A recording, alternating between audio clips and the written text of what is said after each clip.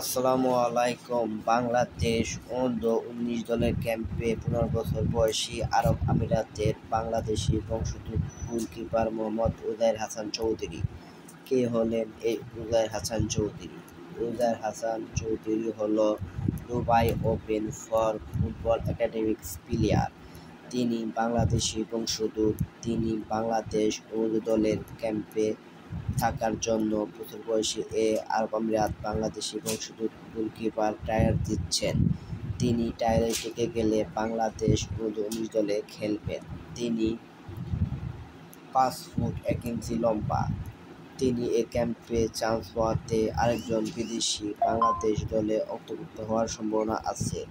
উজাইর আহমেদ। তিনি Dubai open football একাডেমিক্সে অনেক performance করছেন।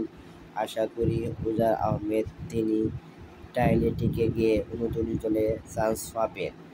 উজাইর আহমেদ হলেন আরব আমিরাত বংশোদ্ভূত বাংলাদেশি প্লেয়ার। আসসালামু আলাইকুম। সবাই ভালো থাকবেন। আমার এই ভিডিওটি আপনাদের পছন্দ হলে ভিডিওটি বেশি বেশি লাইক ও কমেন্ট করে শেয়ার করে দিবেন।